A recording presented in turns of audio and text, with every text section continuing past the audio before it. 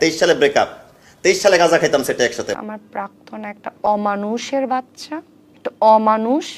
মামারে, আমাদের কিছু অভিনেতা অভিনেত্রীর কীর্তিকলাপ দেখলে মনে হয় এরা অভিনয়টা বাদ দিয়ে অন্য ধান্দায় মন দিয়েছে, মানে গাঞ্জার ব্র্যান্ডিং করতেছে। আসলে ঘটনা হইল অভিনেতা শামীম হাসান সরকার নাকি সাক্ষাৎকারে বোমা ফাটাইছে। বোমাটা কিসের জানেন? গাঞ্জার বোমা। মানে শামীম হাসান সাহেব বলেছেন তিনি নাকি আগে নায়িকা অহনার সাথে একসাথে বসে সবুজ আড্ডা জমাতেন। মানে বুঝলেন তো, ক্যামেরার সামনে প্রেম আর পেছনে থাক কিছু বললাম না, টুট টুট টুট। আর এই খবর যখন চারদিকে ছড়ালো তখন জনগণ বলছে আরে বেটা বলে কি। এখন আসি নায়িকা অহনার কথায়। কিছুদিন আগে তিনি তার এক প্রাক্তনকে তুলোধন্য করেছিলেন, বলেছিলেন সে নাকি জঘন্য বাজে লোক। কিন্তু এখন যখন খবর বেরোচ্ছে সেই বাজে লোকের সাথে বসে তিনি এককালে সবুজ পানীয় গ্রহণ করতেন। এটা কি সেই? থাক বাপু, তুমি আমার যোগ্য নাও, তবে তোমার সাথে একটু টুট টুট টাইপের গাঞ্জা টাঞ্জা চলে। আর এই খবর শুনে আমাদের শামীম সাহেবের মনে বোধহয় শান্তি ফিরে এসেছে। তিনি বুক ফুলিয়ে বলছেন, আমি অহনার সেই প্রাক্তন নই, আমি এখন ভালো হয়ে গেছি,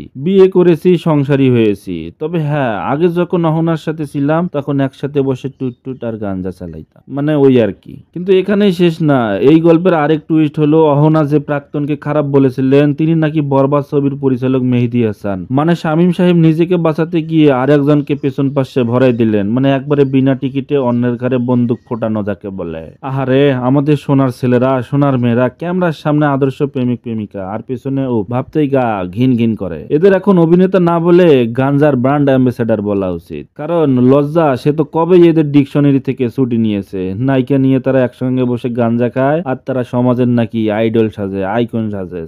তো মামারা, আপনারা কি বলবেন? এই সব গাঞ্জাখোর শিল্পীদের কুকীর্তি কেমন লাগছে আপনাদের? কমেন্ট করে জানান। আর হ্যাঁ, ভিডিওটা ভালো লাগলে একটা লাইক আর শেয়ার অবশ্যই করবেন। আর হ্যাঁ, সাবস্ক্রাইব করতে কিন্তু ভুলবেন না।